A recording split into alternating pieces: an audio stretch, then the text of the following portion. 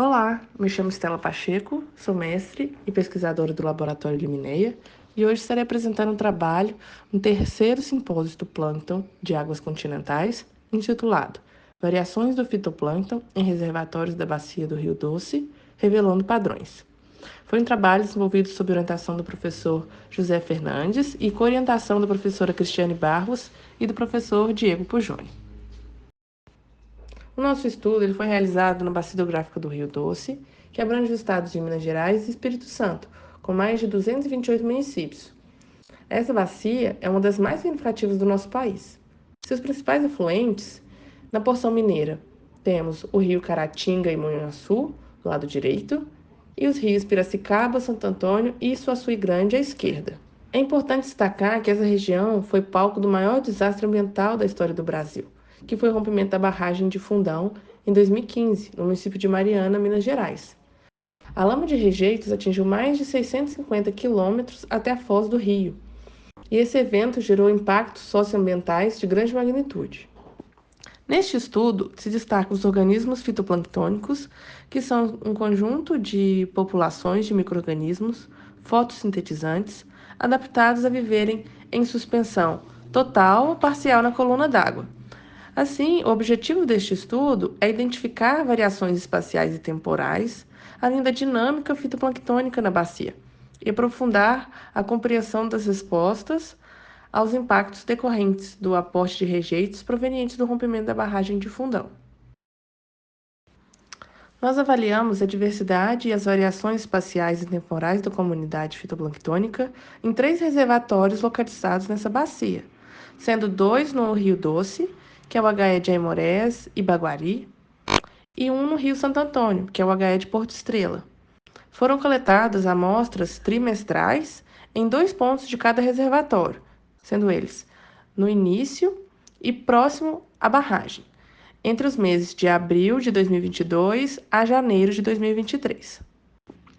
Para a coleta do fitoplâncton, o acesso dos pontos se deram através de barco e a análise qualitativa foi realizada por meio da coleta de amostras com rede de 20 micrômetros de abertura em malha, que compreendeu em arrastos verticais e horizontais. Essas amostras foram fixadas com solução de formaldeído. Já para a análise quantitativa, elas foram coletadas em réplicas, realizadas amostras integradas, coletadas por garrafas de Van Dor e fixadas com solução de Lugol acético.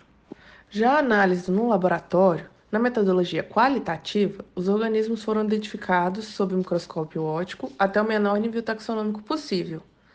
A densidade dos organismos, por sua vez, se dá pela análise quantitativa e foi determinada pelo método de sedimentação em câmaras de Utermol, e as amostras foram analisadas através do microscópio invertido. Neste estudo, foram registradas 214 espécies nas amostras analisadas, com predomínio das classes Bacillariophyce, Zygonematophyce e Chlorophyce. Através das PCAs, foi possível identificar padrões de variação na composição das comunidades.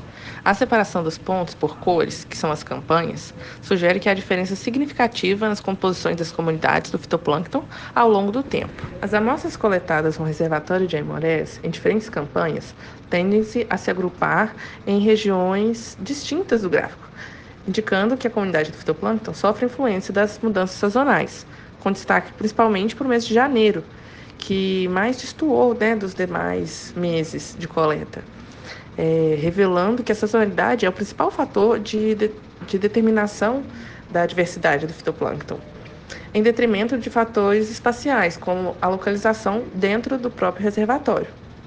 Além disso, as principais espécies dominantes nesse reservatório foram Aulocoseira granulata, Cryptomonas sp1, Cryptomonas sp2 e Cryptomonas sp3. Em Baguari, vemos um padrão similar, em que a comunidade foi bem diferente dos demais meses. Observamos também que é nesses períodos de chuvas intensas que ocorre a homogeneização da comunidade, já que a vazão pode estar integrando horizontalmente o reservatório. Espécies importantes que contribuíram para esse reservatório são espécies da classe Cryptophyce e Chlorophyce. Já no reservatório de Porto Estrela, no Rio Santo Antônio, observamos que o efeito espacial é maior, com o agrupamento dos pontos por região de coleta, sugerindo uma maior heterogeneidade da comunidade, com exceção do mês de julho, em que ocorreu a dominância da espécie de cianobactéria Aphanocapsa ossática. Como vimos com os resultados das PCAs, as criptofícias se destacaram neste estudo, e elas são organismos frequentemente classificados como oportunistas e colonizadores, pois possuem tolerância a estresses ambientais e uma alta taxa de crescimento. No geral, as criptofícias são eficientes na absorção de nutrientes devido à sua alta relação entre superfície e volume, o que as torna boas estrategistas do tipo C, que são capazes de crescer rapidamente em determinadas condições ambientais e serem as primeiras espécies a colonizarem novos corpos d'água.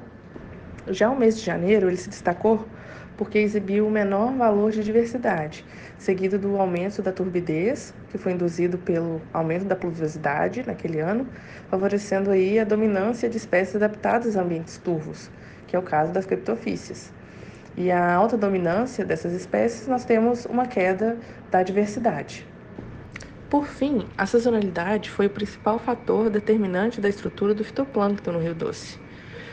No geral, a densidade da comunidade fitoplânctônica se mostrou baixa e vimos que o predomínio das criptofícias nesses ambientes, acompanhados da baixa equitabilidade nos meses de maior precipitação, indicam que o aumento da turbidez seria um fator limitante, para o desenvolvimento do fitoplâncton.